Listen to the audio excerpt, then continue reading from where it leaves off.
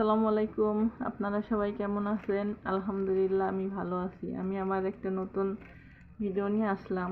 আমি আজকে রান্নার ভিডিও না, আজকে আমার মা নতুন গাছে অল্প কয়টা আম ধরেছে, সেই আমের থেকে হাজার হলো মা আমার জন্যে কয়টা আম পাঠিয়েছে কুরিয়ার করে।